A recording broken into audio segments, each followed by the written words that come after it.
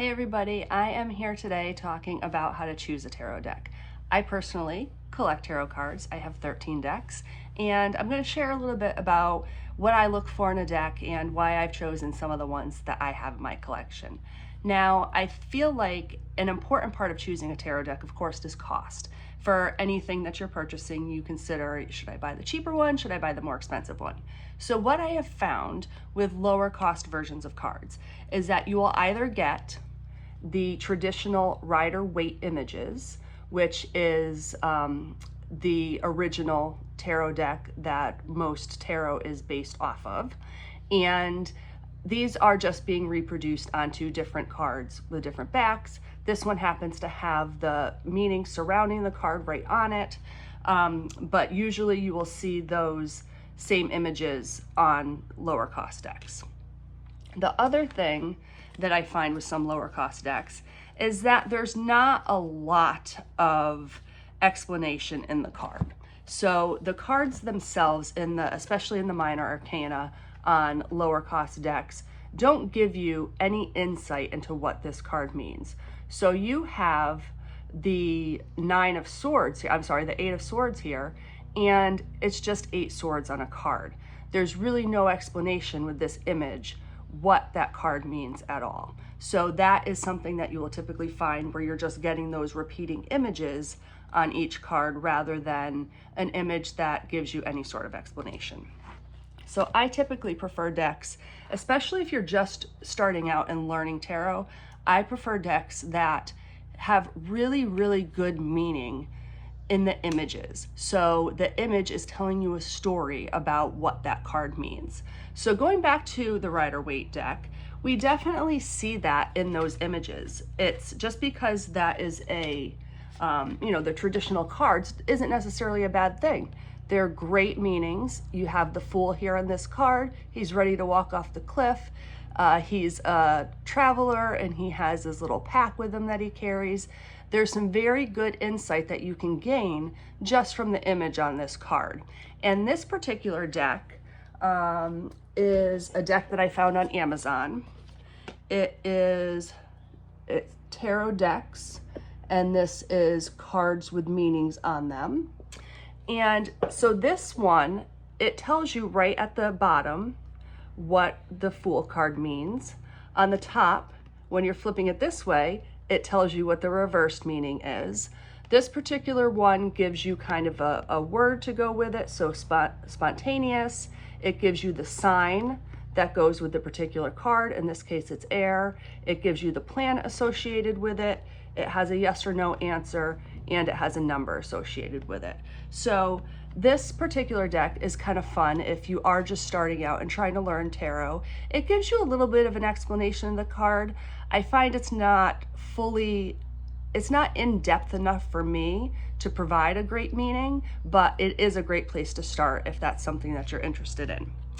So the next deck I'm going to show you is the Wayfarer Tarot, and this is a deck created by Margaret Shipman and Stacy Salpetro Babb.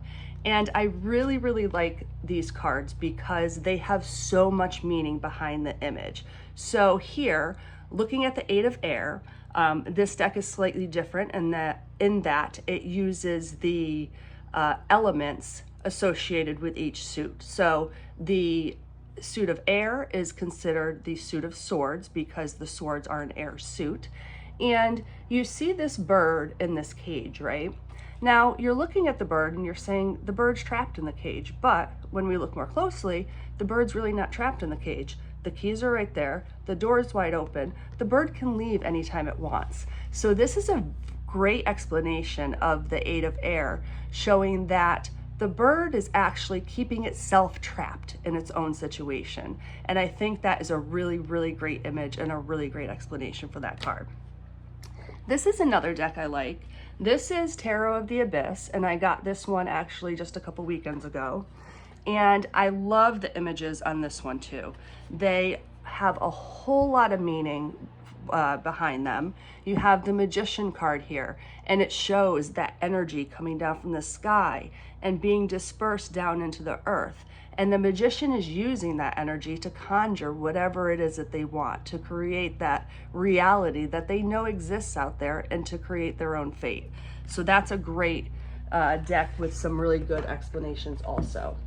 I'll go quickly through some of my other tarot decks just to give you a little peek into some of the other ones that I use. This one is Crystal Visions Tarot. This is another one that just really has some great images on it. They're very pretty.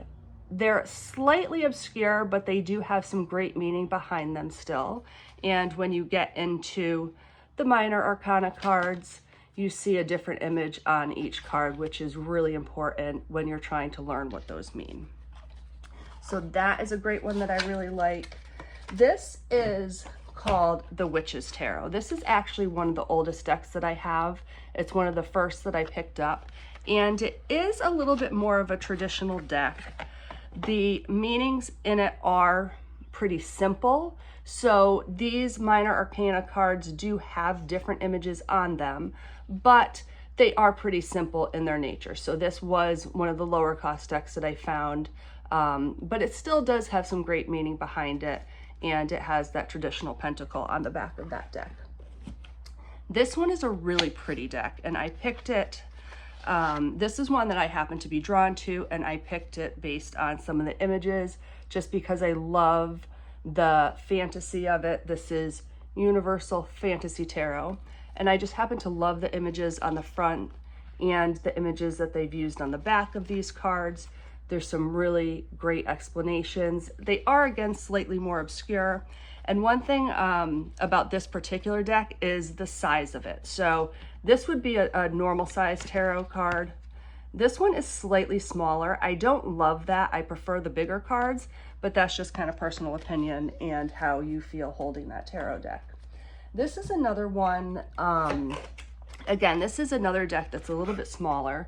This is Gothic Tarot. And I love the images on these cards just because that goth vibe is a whole lot of fun.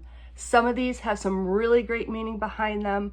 Other ones, I feel like in this deck, you know, you're getting into those minor arcana cards and it is just repeating patterns on it where you're just seeing skulls in that pentacle to give you the numbers. So again, there's not a whole lot of meaning behind some of these cards, and some of them I feel like they pull images that, again, they don't maybe necessarily have fully the correct meaning. They tried to pull the best image that they could from Anne Stokes's artwork to describe that card. So sometimes the artwork isn't fully related to the meaning on every single card in that deck. Now, two decks that I have that are a little bit more on the fun side.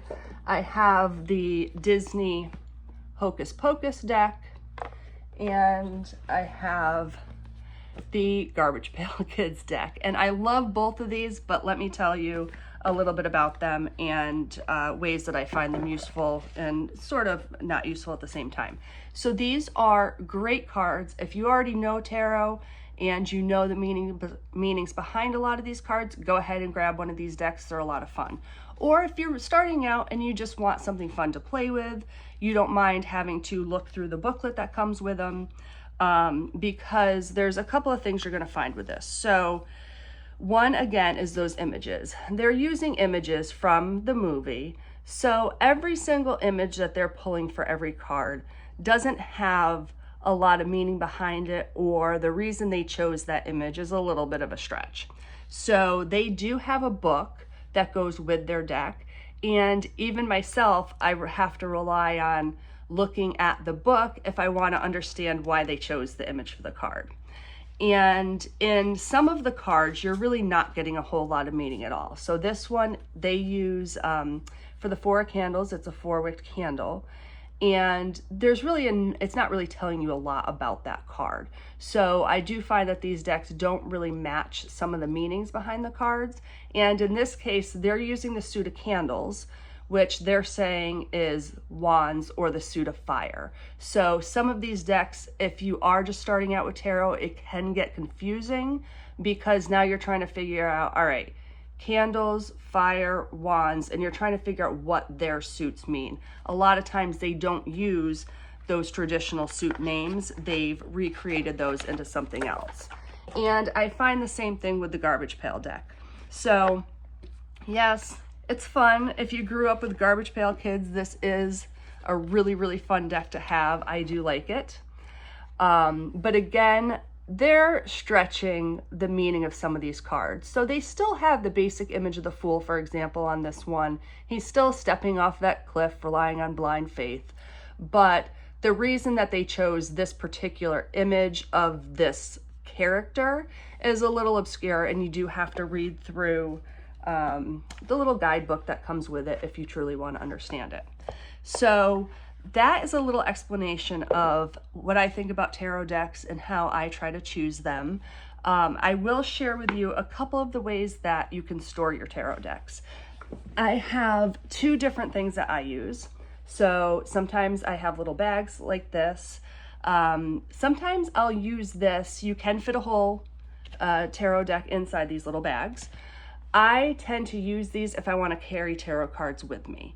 And here's why I would do that. Sometimes I'll pull a card for the day and I want to hold that card with me to help guide me through the day. So I might carry it in this little pouch. Sometimes I'll specifically pull out a card if I'm struggling with something or having a problem and I want to try to gain some insight from that card. I will put the card in this pouch, keep it with me, and it works similar to carrying crystals where you're trying to utilize the energy of that card to help you through the day.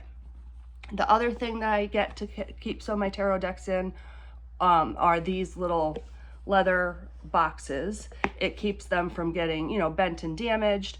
I typically try to buy cards that come in hard boxes because I like to keep the cards in the box. So if you have a nice hard sturdy box like this, they're going to hold up better and you can store the cards right in these boxes. But sometimes some of these decks have just a regular cardboard box, and I will keep them in here as long as I can, but eventually if you use them a lot, these boxes start to fall apart and you might need to put them in something like this. I keep most of my tarot decks then inside of a larger box that will fit. This one happens to fit about, I think, 10 tarot decks in it. And this is just a cute little box that I had grabbed, I think, at Marshall's or Home Goods. So hopefully that helps you a little bit more with your decision to pick a tarot deck. And for more in-depth tarot information, make sure you're subscribing to my channel and following along with my Beginner Tarot series.